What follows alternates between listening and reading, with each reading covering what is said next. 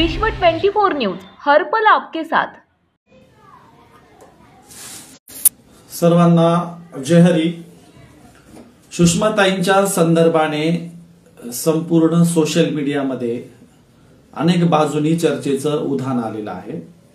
त्या संदर्भामध्ये काही भूमिका विशद केली पाहिजे किंवा काही लोकांचा फारच आग्रह असल्यामुळे एक भूमिका घेऊन आपल्या सगळ्यांच्या समोर येतो आहे। सुषमाताई अंधारे कुठे चुकल्या हा प्रश्न घेऊन मी आपल्या समोर आलेलो आहे। कारण महाराष्ट्रामध्ये धर्मचिकित्सेची फार पुरातन प्राचीन परंपरा आहे आणि ती नामांकित लोकांनी चालवलेली आहे। पहिल्यांदा मी वारकरी परंपरेतून एक उत्तर देणं महत्त्वाचं समजेल की प्राणी मात्रांमध्ये सुद्धा ईश्वर पाहणारी वारकऱ्यांची परंपरा आहे। कुत्र्या मांजरांमध्ये सुद्धा ईश्वर पाहणारी वारकऱ्यांची परंपरा आहे। त्यामुळे एका राजकारणी व्यक्तीला कुत्रे म्हणून हिणवणे, तिचा द्वेष करणे, तिरस्कार करणे, अर्वाच्य भाषेमध्ये बोलणे हे अत्यंत निंदनीय आहे। हे वारकरी परंपरेत बसत नाही। एखाद्या स्त्रीला कुत्रे म्हणणं हे कोण्याही जीवाचा न घडो मत्सर वर्म सर्वेश्वर पूजनाचे असं म्हणणाऱ्या तुकोबारायांच्या ज्ञानोबारायांच्या वारकरी परंपरेमध्ये हे बसत नाही। त्यामुळे कुत्री म्हणून केलेली निंदा नालस्ती अत्यंत निषेधार्ह आहे। त्यामुळे या गोष्टींचा कुण्या कीर्तनकार महिलेने केलेल्या गोष्टीचा मी निषेध करत आहे। सगळ्यात महत्त्वाचा प्रश्न असा आहे की वारकरी परंपरा ही धर्मचिकित्सा करणारी परंपरा आहे आणि वारकरी परंपरेमध्ये सगळ्या संतांनी अवडंबरावर, कर्मकांडावर, टोकाच्या भूमिकांवर वेळोवेळी प्रश्न विचारलेले आहेत। प्रश्न उपस्थित करणे, विज्ञानाच्या तर्काच्या कसोटीवर प्रश्न उपस्थित करणे हे वारकरी परंपरेचं पूर्वीपासूनचं ब्रीद राहिलेलं आहे। फुले शाहू आंबेडकरांच्याही अगोदर संत चळवळीने फार मोठे प्रश्न उपस्थित करून ठेवलेत, विचारून ठेवले। त्या प्रश्नांची उत्तरं कुणालाही देता आलेली नाहीयेत।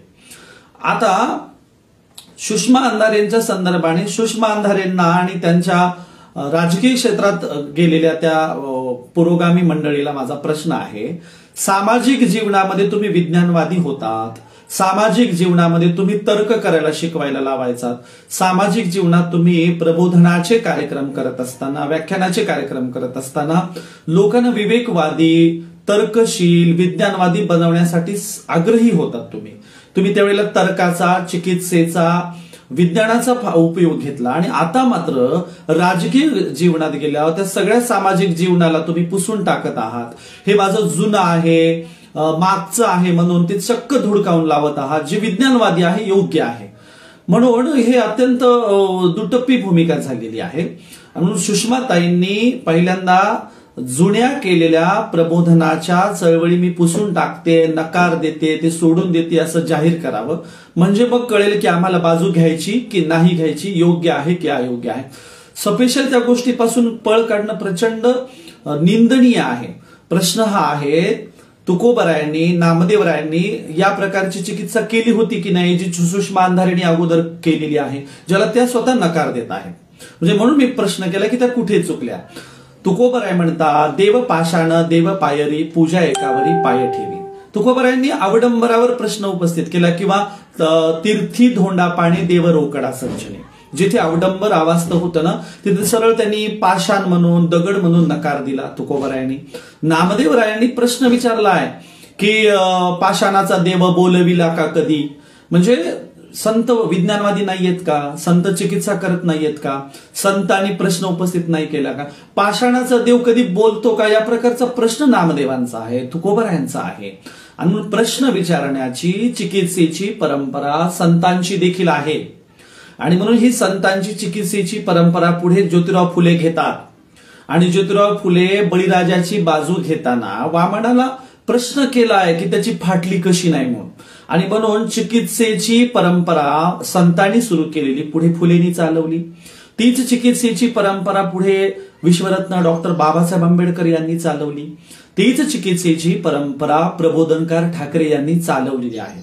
भिक्षुकशाहीचे बंड तुम्ही आवर्जून वाचा, मी आता त्यातले उतारे घेणार नाही कारण ते फारच झोंबेल ते सगळं बोलल्याच्या नंतर, ते चर्चेच्या क्षेत्रात आलं. तर खरं तर वैचारिक विज्ञानवादी लोकांनी प्रबोधनकार ठाकरे यांचं भिक्षुकशाहीचे बंड आवर्जून वाचलं पाहिजे. भिक्षुकशाहीचे बंडामध्ये प्रबोधनकार ठाकरेंनी जे प्रश्न विचारले ते सुषमा अंधारेंनी विचारलेले प्रश्न अगदी साधे विज्ञानवादी क्षुल्लक आहेत. त्याही पेक्षा टोकाचे विज्ञानाच्या कसोट्यांवरले आणि लोकांना सर्वसामान्यांना ते आवडणार सुद्धा नाही असे टोकाचे प्रश्न जे विज्ञानवादी आहेत, जे सत्य आहेत, जे तर्कशील आहेत, ते प्रबोधनकार ठाकरेंनी विचारलेले आहेत. त्या प्रश्नांचं तुम्ही काय करणार आहात? सुषमा अंधारे माफी मागून बाजूला झाल्या. सुषमा अंधारेंनी तर्काची परंपरा चक्क नाकारून टाकली, विज्ञानाची बाजू सोडून दिली आणि आता त्या माझ्या घरी माळकरी वारकरी परंपरा आहे, मी वारकरी. अरे वारकरी पण विज्ञानवादी आहेत. कीर्तनकार तुकोबारायांची परंपरा मानणारे सुद्धा विज्ञानवादी आहेत. त्यामुळे तुम्ही कुठेतरी काळात केलेले तर्क चुकीचे आहेत असं तुम्हीच कसं काय सांगू शकता? म्हणजे हे तर खऱ्या अर्थाने फुले शाहू आंबेडकरवादी तर्कवादी विज्ञानवादी परंपरेचा अपमान आहे. तुम्ही केलेलं पूर्वीचं सगळे माघार घेत आहात आणि ते त्याची सफाई देऊन तुम्ही माघार घेतात, हे तर खरंच भयानक आहे. आणि त्यातल्या त्यात फुले शाहू आंबेडकरवादी चळवळीच्या लोकांनी विज्ञानवादी तर्काची विवेकाची बाजू घेणाऱ्या लोकांच्यासाठी पिछेहाट करणारा प्रचंड भयानक मुद्दा आहे. येणाऱ्या काळात म्हणजे उत्तरेकडे ज्याप्रमाणे 22 प्रतिज्ञेवरून गजब झालाय, तोच येणाऱ्या काळात महाराष्ट्राची नांदी आहे. ही सुषमा अंधारे ताई त्याचं एक प्रतीक आहे. आणि म्हणून गांभीर्याने विचार घेतला पाहिजे की विज्ञानवादी भाषणांमध्ये बोलणं, तर्कवादी भाषणांमध्ये बोलणं, प्रश्न उपस्थित करणं, चिकित्सा करायला लावणं वाईट होतं का? ते योग्य आहे. आणि ही तर्काची चिकित्सेची परंपरा संविधान निर्माते डॉक्टर बाबासाहेब आंबेडकरांनी चालवलेली आहे. आणि म्हणून जे लोक संविधान मानतात, जे लोक लोकशाही मानतात, त्यांना एका विज्ञानवादी घटकांचा पुरस्कार करावा लागेल. धर्माचं क्षेत्र वेगळं आहे, विज्ञानाचं क्षेत्र वेगळं आहे. विज्ञानाच्या क्षेत्रात जेव्हा जेव्हा तर्काच्या कसोट्या लावल्या जातील, विज्ञानाच्या कसोट्या लावल्या जातील, विज्ञानाला धरून प्रश्न उपस्थित केले जातील, ते धर्मग्रंथावर असतील, चालीरीती परंपरांवर असतील, इथल्या अवडंबरावर असतील, त्या प्रश्नांचं स्वागतच करावं लागेल. त्याच्यापासून पळ काढता येणार नाही. आणि म्हणून प्रबोधनकार ठाकरे यांनी समुद्र प्राशन करणाऱ्या ऋषीबद्दल प्रश्न विचारलेला आहे. त्यांनी सुषमा अंधारेंनी ज्या प्रकारे काही हनुमानाला घेऊन जे काही प्रश्न उपस्थित केले ते प्रश्न अगोदरही उपस्थित झालेले आहेत. ते प्रबोधनकार ठाकरेंनी, फुलेंनी, बाबासाहेब आंबेडकरांनी, अनेक सत्यशोधकांनी ते विचारले. खऱ्या अर्थाने जे खरे वारकरी आहेत, जे खरे विज्ञानवादी आहेत, त्यांनी या तर्काच्या कसोट्यांवरचे, विज्ञानाच्या कसोट्यांवरच्या प्रश्नांची उत्तरं देण्याची तयारी ठेवली पाहिजे. ना की कुणाचा द्वेष करू नये, ना की कुणाला खालच्या स्तरावर बोलू नये, ना की कुणाला कुत्री म्हणू नये किंवा कुणाला अत्यंत हीनत्वदर्शक बोलू नये. विज्ञानाच्या कसोट्यांवरल्या प्रश्नांची उत्तरं देण्याची तयारी ठेवली पाहिजे. आणि म्हणून खऱ्या अर्थाने 18व्या शतकानंतर जो विज्ञानाचा सर्वोच्च विकास झाला, त्या विज्ञानाच्या विकासानंतर अनेक गोष्टी ज्या अवडंबर आहेत ते धुडकावून लावलं गेलं आणि इथून पुढे सुद्धा ते लावलं जाणार आहे. त्यामुळे हा काही जो फ्लो आलाय ना, की भक्तांचा फ्लो आहे, त्यातल्या त्यात कुठलाही विचार तर्क न करता, ग्रंथ न बघता, मनानेच काही ठोकून द्यायचा जो फ्लो आलेला आहे, त्याला रोखायचं असेल तर फुले शाहू आंबेडकरवादी, विज्ञानवादी, तर्कवादी आणि खऱ्या अर्थाने वारकरी, तुकोबाराय, ज्ञानोबारायांच्या, नामदेवरायांच्या, गाडगेबाबांच्या अनुयायांनी सतर्क होण्याची वेळ आलेली आहे. आणि या अनुयायांनी विचारलं पाहिजे की आम्हाला प्रश्न करण्याचा अधिकार नाहीये का? आम्हाला तर्क उपस्थित करण्याचा अधिकार नाहीये का? आम्हाला विज्ञानाच्या कसोट्यांना घेऊन प्रश्न उपस्थित करण्याचे अधिकार नाहीयेत का? तर ते आहेत. आणि ही परंपरा आहे. सुषमाताईंनी बोलताना वारकऱ्यांची जी उदाहरणं दिली, संतांची दिली, ती बरोबर आहेत. पत्रकार परिषदेत त्यांनी जे काही सांगितलं ते बरोबर आहे. त्यांनी माफी मागितली, ठीक आहे, तेही बरोबर आहे. पण त्यांनी एक बाजू मात्र लपवली, जी येणाऱ्या काळामध्ये प्रचंड नुकसानदायक ठरणार आहे. ती आहे विज्ञानाची, तर्काची, फुले शाहू आंबेडकरवादाची बाजू त्यांनी मांडलीच नाही, जी किती अमानवी आहे, जी किती खेदजनक आहे. ज्यातून तुमचा विकास झाला, ज्यातून तुम्ही तर्कवादी बनलात, ज्यातून तुम्ही विज्ञानवादी बनलात, ज्याने तुम्हाला इथपर्यंत राजकीय करिअर बहाल केलं, ती बाजूच तुम्ही चक्क नाकारली. खरं तर तुम्ही 22 प्रतिज्ञांचा हवाला द्यायला हवा होता. तुम्ही रिडल्स इन हिंदुइझमचा हवाला द्यायला पाहिजे होता. तुम्ही फुलेंचा हवाला द्यायला पाहिजे होता. आणि तुम्ही महापुरुषांच्या चिकित्सेच्या परंपरेचा हवाला द्यायला पाहिजे होता. तुम्ही म्हणायला पाहिजे होते, यस, मी प्रबोधन करताना त्या काळामध्ये जे काही बोललेले आहे ते पूर्वीलाही या प्रकारचं बोलले गेलेलं आहे, त्याच्या रेफरन्सच्या आधारे मी बोललेले होते. पण त्यातनं त्यांनी चक्क पिछेहाट करणं, त्याची माघार घेणं, त्यातनं बाहेर येणं, हे खऱ्या अर्थाने आपणच पूर्वी केलेल्या कामावर पाणी ओतण्यासारखं आहे, नाकारण्यासारखं आहे. आणि त्याला मी तर म्हणेल हा नतदृष्टेपणा झाला, ही तर पळवाट झाली. म्हणजे राजकीय करिअर विकसित करण्यासाठी आपणच पूर्वीला केलेल्या गोष्टीला चक्क नाकारायचं, किती गैर आहे, किती वाईट गोष्ट आहे ही. आणि म्हणून वारकरी परंपरा ही विज्ञानवादी आहे, त्याच्यात काही विषय नाहीये. ह्या 4-5 कोण्या कीर्तनकार म्हणजे संपूर्ण वारकरी परंपरा ठरत नाही. कुणीतरी द्वेषजनक बोलतंय, कीर्तनात पॉलिटिक्स घेऊन जातंय म्हणजे काही वारकरी परंपरा ठरत नाही. आजही ग्रामीण जनतेतला वारकरी, आजही बहुतांशी खूप मोठा वारकरी पुरोगामी आहे, विज्ञानवादी आहे, एकेश्वरवादी आहे किंवा चैतन्य परंपरा मानणारा आहे. कुणीतरी ईश्वर असतो ही परंपरा मानणारा आहे, परंतु तो अवडंबर नाकारणार आहे. धर्माला देवाला प्रश्न विचारणारे संत आहेत. नामदेवांचा अभंग आहे, पतित पावन म्हणून आलो तुझिया दारा, पतित पावन म्हणून जातो माघारा, झेंगट घेऊन हाती दवंडी पेटविन 3 लोकी, देवा तू पतित पावन तू मोठा घातकी. ईश्वराला प्रश्न करणारे संत आहेत. तुकोबरायांनी सुद्धा या प्रकारचे प्रश्न केलेले आहेत. जनाबाई तर म्हणते अपराधाविन बळी घातला पाताळी, किंवा पुण्यवंत पाताळ लोकी नेला तुझा दरबार धुंद झाला. या प्रकारचे प्रश्न संतांनी देखील केलेले आहेत. संत चिकित्सेच्या कटघरामध्ये ईश्वराला उभे करतात. संत ईश्वराला लाडीक प्रश्न करतात, लाडीक जोहार घालतात. संत मराठी भाषेची बाजू घेतात, संस्कृतच्या अवडंबरावर संस्कृतला नकार देतात संत. आणि म्हणून संत परंपरा ही विज्ञानवादी आहे, मानवी मेंदूचा विकास करणारी आहे, तर्क करायला लावणारी आहे आणि अत्यंत चांगली आहे. त्यामुळे हीच संत परंपरा पुढे फुले, शाहू आंबेडकर चालवतात. म्हणूनच तर बाबासाहेब आंबेडकरांनी तुकोबरायांच्या नावाने मूकनायक पेपर सुरू केला, माऊलींच्या नावाने बहिष्कृत भारत पेपर सुरू केला. माऊलींची ओळ, ज्ञानोबरायांची ओळ बाबासाहेबांच्या पेपरवर असायची, तुकोबरायांची ओळ बाबासाहेबांच्या पेपरवर असायची. तुकोबरायांनी कबीरांना गुरु मानलं, रविदासांना चोखोबरायांना ग्रंथ अर्पण केला. त्यामुळे हे संत, हे जी काही महापुरुष आहेत फुले, शाहू आंबेडकरवादी, यांचं आम्ही चक्क नाकारतो आणि मग इकडे घुसतो असं काही आव्हानाचं काही कारण नव्हतं सुषमाताईंना. खरं तर त्यांनी मागच्या कुठल्या तरी एका व्हिडिओमध्ये सांगितले की मी बौद्ध धर्म स्वीकारलेला आहे, म्हणून बौद्ध धर्म स्वीकारलेल्या सुषमाताईंनी ही देखील बाजू मांडायला हवी होती की मी बौद्ध धर्म स्वीकारलेली आहे, माझ्याकडे चिकित्सेची तर्काची परंपरा माझ्या पूर्वजांनी दिलेली आहे, फुले शाहू आंबेडकरांनी दिलेली. त्याबद्दल त्यांनी केवळ राजकीय लोभापोटी हे सगळं नाकार देणं हे पुढे बाकीच्यांना फार त्रासदायक ठरणार आहे. उद्या सगळ्यांनाच या प्रकारच्या माघार घ्यावी लागेल. आणि म्हणून हे बघा, जे लोक चिकित्सा करतात, तर्क करतात, विज्ञानवादी आहेत, ते खऱ्या अर्थाने फुले शाहू आंबेडकरवादी संतवादी आहेत. त्यामुळे कुणीही चिकित्सेचे प्रश्न विचारल्यावर माघार घ्यायचं काही कारण नाही, उलट त्याचं स्पष्टीकरण दिलं पाहिजे. एक. दुसरं, जे लोक या प्रकारचा सुषमाताईंवर तुटून पडतायत त्या लोकांनी प्रबोधनकार ठाकरे यांच्या पुस्तकांवर बंदी घालायचा प्रयत्न करून बघावा, ती बंदी आणता येते का. त्यांनी फुलेंच्या संदर्भात भूमिका घेऊन बघावी. बाबासाहेबांच्या एकाही पुस्तकावर अजूनही कुणालाही बंदी घालता आलेली नाही. बाबासाहेबांनी केवढे प्रश्न उपस्थित करून ठेवले, याची उत्तरं द्यावी लागतील. बरं, फुले, शाहू आंबेडकर, प्रबोधनकार ठाकरे, संत यांनी प्रश्न उपस्थित केले नाही किंवा करू नयेत म्हणून काय जगात होणार नाहीत का. भारताच्या बाहेर करोडो लोक विज्ञानाची बाजू घेऊन प्रश्न उपस्थित करतायत. अतिरेकी अवडंबरावर त्यांनी प्रश्न उपस्थित केले आहेत. विज्ञानाचा विकास बाहेरून झालेला आहे. ते सगळं इथं आल्यावर तुम्हाला नाकारावंच लागणार आहे. विज्ञानाच्या कसोटीवर बाप दाखव नाही तर श्राद्ध कर असं असतं. तुम्हाला विज्ञानाच्या कसोट्यांवर तर माघारच घ्यावी लागणार आहे. आणि म्हणून विज्ञानवादी असणं काही गैर नाहीये, त्याच्यात माघार घ्यायचं काही कारण नव्हतं. आणि म्हणून माझ्या बांधवांनो, वारकरी परंपरा समजून घ्या, त्याचे ग्रंथ वाचा आणि त्यातले चिकार अभंग आता समाज मानसामध्ये घेऊन जा. रोज अभंग तुम्ही लोकांमध्ये पेरलं पाहिजे, लोकांना विवेकवादी बनवलं पाहिजे, तर्कशील बनवलं पाहिजे, विज्ञानवादी विचार बनवलं पाहिजे आणि प्रश्न विचारणारं बनवलं पाहिजे. प्रश्न विचारणं काही गुन्हा नसतो. धर्मग्रंथांवर प्रश्न उपस्थित करणं काही वाईट नसतं. सगळ्या संतांनी हेच केलेलं आहे.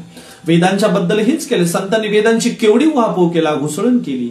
वेदांच्या भूमिका संतांनी घेताना संपूर्ण वेद काही स्वीकारले नाही. संत तुकोबरायांनी पण सांगितलं की आम्ही काही हे सगळं घ्यायचंच होतं तर आम्हाला नवनिर्माण करायची काय गरज होती. आणि म्हणून संतांनी स्वतःचा अनुभव ह्याला फार मोठं प्राधान्य दिले. अनुभव येथे व्हावा, साचारण चालती चारा आम्हा पुढे. आणि म्हणून अनुभवाच्या संदर्भातच संतांच्या भूमिका आहेत. आपण सगळ्यांनी त्या भूमिका घेऊन गेला पाहिजे आणि तुमच्या आवडत्या राजकारण्याची बाजू घेण्याच्या नादात हा राजकारणी जर फुलेशाहू आंबेडकरांचा बेस आणि ती मूल्य जर नाकारत असेल तर त्या राजकारण्यालाही प्रश्न विचारायची तयारी ठेवा. सुषमाताईंना विचारा माघार का घेतली? सुषमाताईंना विचारा पूर्वी केलेलं प्रबोधन मातीत घालणार आहात का? ते चक्क वाईटच होतं का, चुकीचं होतं का? अहो म्हणजे अंगात येणाऱ्या स्त्रीच्या अंगात येऊ नये यासाठी तुम्ही जे प्रबोधन केलं ते आता माघार घेताय का तुम्ही? किंवा त्या काळात जे काही तर्क करत होतात, प्रश्न उपस्थित करत होतात त्यासाठी माघार घेताय का तुम्ही? आणि म्हणून खऱ्या अर्थाने वारकरी हेच करत होते, संत हेच करत होते, फुलेशाहू आंबेडकर हेच करत होते, प्रबोधनकार ठाकरे हेच करत होते. प्रबोधनकार ठाकरेंच्या प्रश्नांची लिस्ट आपण बाहेर काढूया, त्याची उत्तरं तो या लोकांना देता येतील का ते बघितलं पाहिजे.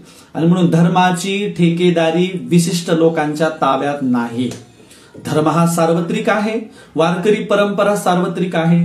कुण्यातरी मठाचा आणि फडाचा प्रमुख स्टेटमेंट देतो म्हणजे ते सगळ्या वारकऱ्यांचं असतं असं मानायचं काही कारण नाही. आणि म्हणून सर्वसामान्य वारकऱ्यालाही तेवढेच हक्काधिकार आहेत जेवढे एखाद्या फडकऱ्याला मठ प्रमुखाला आहेत. इथे सगळे समान आहेत, कुणी लहान नाही.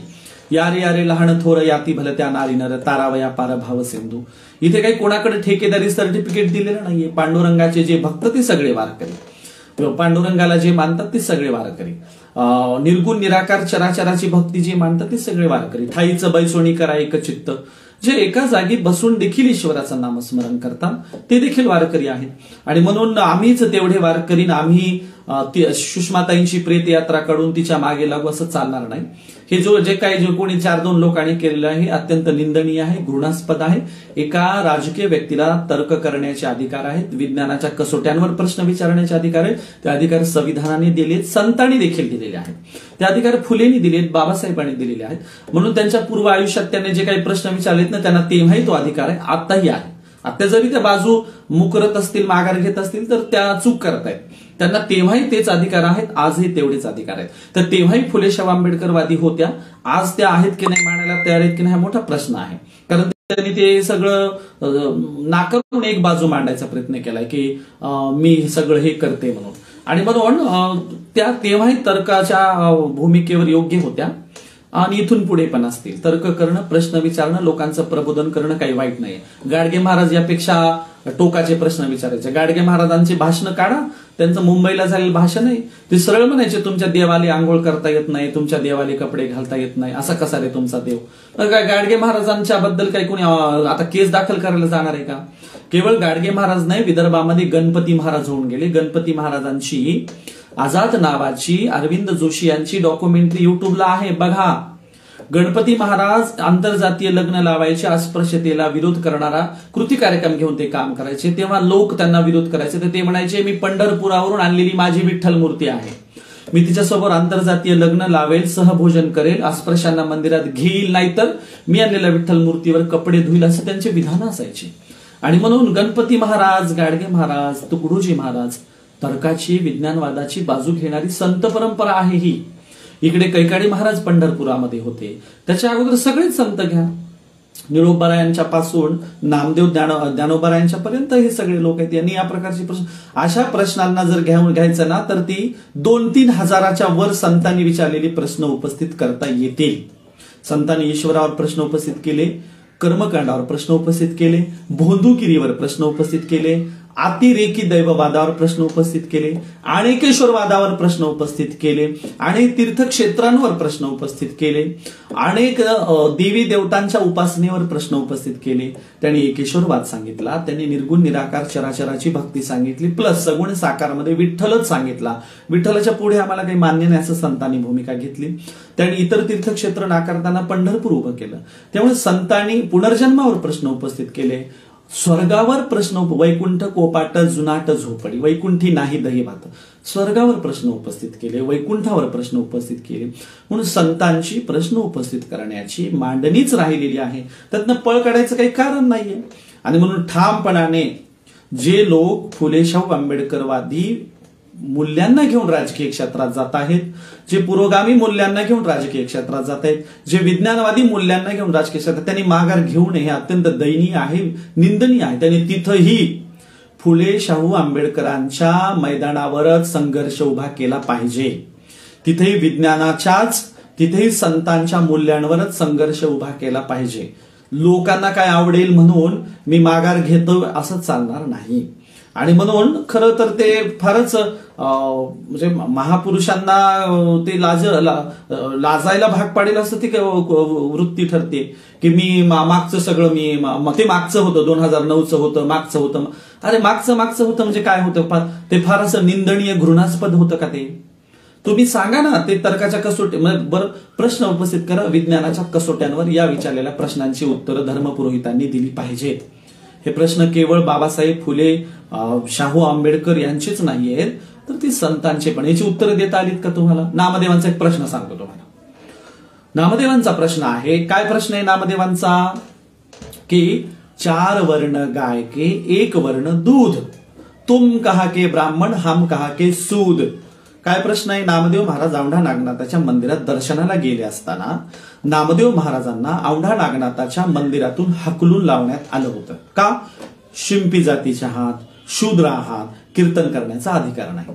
औंढा नागनाथाच्या मंदिरातून संत नामदेवरायांना बाहेर काढल्याच्या नंतर नामदेवांनी प्रश्न उपस्थित केला. हा प्रश्न नामदेवांनी बरं झालं हिंदी जगतात उपस्थित केला, उत्तरेकडे केला. इथे केला असतं तर नामदेवांच्या गाथ्यालाही तुकोबरायांच्या इंद्रायणीच्या डोहासारखं काय काय आलं असतं सांगता नसतं आलं. म्हणून नामदेवांचा हिंदी जगतात, हिंदी अभंगात प्रश्न उपस्थित केलाय. ही नदी न जाती मेरी पंढरी के राया, ऐसा नामा दर्जी तुमने काय को बनाया. नामा टाल विना लेके राउल में गया, कीर्तन करते समय ब्राह्मणों ने बाहर ढकलाया. 4 वर्ण गाय के 1 वर्ण दूध, तुम कहा के ब्राह्मण, हम कहा के सूद. हा प्रश्न आहे. 4 वर्ण गाय के म्हणजे काय? गायी 4 रंगाच्या असतात. कुठल्या? तांबड्या रंगाच्या, पांढऱ्या रंगाच्या, काळ्या रंगाच्या, मिक्स कलरच्या. गायी 4 रंगाच्या असतात, पण दूध मात्र एकाच रंगाचं असतं. मग तुम्ही कसले वरच्या जातीचे आणि आम्ही कसले खालच्या जातीचे, हे कशाच्या आधारावर तुम्ही ठरवलेला आहे? हा प्रश्न नामदेवांचा आहे. प्रश्न करण्याची पद्धत आहे की नाही वारकरी परंपरेत? तर्काच्या आधारावर आहे की नाही? चिकित्सेच्या आधारावर आहे की नाही? धर्मग्रंथांना हा प्रश्न नाहीये का नामदेवांचा? विज्ञानाच्या आधारावर हा प्रश्न नाहीये का नामदेवरायांचा? आणि म्हणून नामदेवरायांच्या पासून ही परंपरा आहे. तुम्ही कसले वरच्या जातीचे आणि आम्ही कसले खालच्या जातीचे, तुम कहा के ब्राह्मण, हम कहा के सूद. हा प्रश्नाचं उत्तर देता आलंय का? तुम्ही तर जन्माने म्हणता आमच्या घरात आम्ही जन्माला आलो की उच्च जाती आहे आणि ते शूद्र जाती आहेत, ते हीन आहेत, कलंकित आहेत. कालपर्यंत म्हणत होतात, स्वातंत्र्य मिळेपर्यंत तुम्ही म्हणत होता. आणि म्हणून ही नामदेवांची, ही तुकोबारायांची असे कितीतरी प्रश्न सांगता येतील, हजारो प्रश्न आहेत. म्हणून प्रश्न विचारणं वाईट नसतं, तर्क करणं वाईट नसतं. ह्याच्यासाठी आता मुदभेड होणारे, मोठं द्वंद्व घडून येणार आहे महाराष्ट्रात. खरं तर या अर्थाने या बाजूनी चर्चाही घडते, फार चांगली बाब आहे. कळेल तरी कोण विज्ञानवादी, कोण खरं संतांच्या विचारांचं, कोण महापुरुषांच्या विचारांचं कळेल तरी. आणि म्हणून खऱ्या अर्थाने ही चर्चा होऊ द्या, ही घुसळण होऊ द्या. मग संत चळवळीचे लोक पुस्तकं वाचतील, गाथा वाचतील, मग कळेल संत किती जगाचा पुढचा विचार करणारे संत होते, किती मानवतावादी संत होते. आणि म्हणून कोण्याही जीवाचा न घडो मत्सर वर्म सर्वेश्वर पूजनाचे असं सांगणाऱ्या तुकोबारायांच्या परंपरेत आत्यंतिक टोकाचा नकारात्मक द्वेष करणं अमानवी आहे, घृणास्पद आहे, निंदनीय आहे. आणि म्हणून जे कोणी संतांच्या नावाने इतर कुणाचा द्वेष करत असेल ते त्याचा आम्ही निषेध करत आहोत. वारकरी परंपरेमध्ये केवळ एकाच धर्माचे लोक आहेत का? तुकोबारायांच्या टाळकऱ्यांमध्ये लिंगायत टाळकरी होते आणि लिंगायत धर्म तुम्हाला माहिती स्वतंत्र धर्म आहे, बसवाणांचा आहे. म्हणून वारकरी परंपरेत लिंगायत धर्मीय पण आहेत. मनमथ स्वामी जे आपल्या बीडला लागून कपिलधारचे होते, ते मनमथ स्वामी पंढरपूरला गेले असताना वारकऱ्यांची त्यांची एकेश्वरवादावर, निर्गुण निराकार चराचराच्या भक्तीवर फार मोठी महाडिबेट झालेली आहे. त्या काळात वारकऱ्यांनी मनमथ स्वामींना जगद्गुरु पदवी बहाल दिलेली आहे. म्हणून मनमथ स्वामी हे लिंगायत आहेत, तरी वारकऱ्यांमध्ये प्राणप्रिय आहेत. वारकऱ्यांनी त्यांना स्वागत केलं पंढरपूरला आल्यानंतर. त्यामुळे वारकऱ्यांमध्ये लिंगायत असू शकतात, वारकऱ्यांमध्ये बौद्ध असू शकतात. आमच्याकडे अनेक बौद्ध वारकरी कीर्तनकार महिला आमच्याकडे आहेत. त्यामुळे वारकरी बौद्ध असू शकतात, वारकरी लिंगायत असू शकतात, वारकरी जैन असू शकतात, वारकरी महानुभव असू शकतात, वारकरी अन्य धर्माचे सुद्धा असू शकतात. जसं की शीख संप्रदायाचे, शीख धर्मीयाचे बांधव नामदेवरायांच्या दर्शनाला नरसीला येतात की नाही, म्हणून एक शीखांची मोठी शाखा नामदेवांना वारकरी परंपरेला मानते की नाही. त्यामुळे शीख देखील वारकरी असू शकतात. त्यामुळे वारकऱ्यांचा मक्ता आमच्याकडेच आणि वारकरी म्हणजे हिंदू धर्म असं कोणी बंदिस्त करायचा प्रयत्न बिलकुल करू नये. वारकरी ही बृहद संकल्पना आहे, व्यापक संकल्पना आहे, मोठी संकल्पना आहे, सगळ्यांना घेऊन जाणारी संकल्पना आहे, सगळ्यांना सामावून घेणारी संकल्पना आहे. आणि इथे सगळे शैव, वैष्णव, नाथ, लिंगायत, बौद्ध सगळी परंपरा विठ्ठलामध्ये सामावलेली आहे. त्याची मक्तेदारी, ठेकेदारी विशिष्ट परंपरेच्या विशिष्ट अवडंबर सांगणाऱ्या लोकांकडे बिलकुल नाही.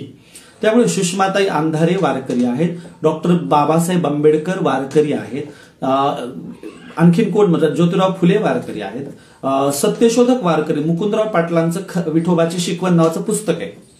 म्हणून अनेक लोक वारकरी आहेत. म्हणजे विज्ञानवादी लोक वारकरी नसतात का? असतात ना. आणि म्हणून विज्ञानवादी, प्रश्न विचारणारे, तर्क करणारे पुरोगामी लोक सुद्धा वारकरी असू शकतात. जे लोक बाबासाहेबांना मानतात आणि जे लोक फुलेंना मानतात ते सगळे वारकरी आहेत. का? तर बाबासाहेबांनी संतांना मांडलेलं आहे, फुलेंनी संतांना मांडलेलं आहे.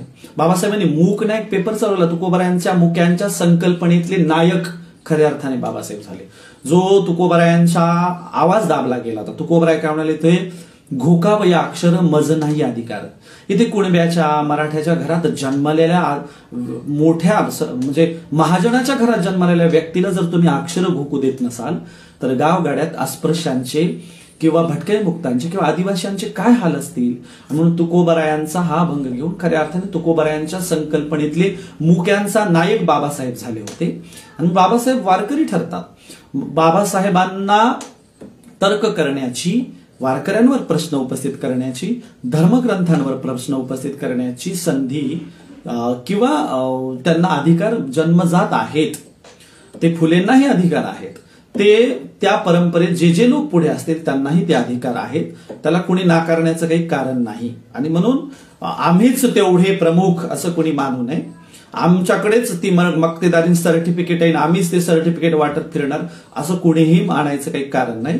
वारकरी ही व्यापक संकल्पना आहे आणि प्रत्येकाला या वारकरी परंपरेमध्ये प्रश्न उपस्थित करण्याचे, लिहिण्याचे, बोलण्याचे संतांकडूनच अधिकार मिळालेले आहेत. ते संत जनाबाईंनी दिले, ते नामदेवरायांनी दिले, ते चोखोबरायांनी दिले, ते तुकोबरायांनी दिले, ते एकनाथ महाराजांनी सरळ सांगितलंय, संस्कृत ही जर देवभाषा आहे तर काय मराठी काय चोराखाली भूताखाली गेली होती का? प्रश्न नाहीये का हा? म्हणजे एका भाषेचा अवडंबर माजवता मग आमच्या लोकबोलीबद्दल काय? हा प्रश्न कुणी एकनाथ महाराजांनी केलेला आहे.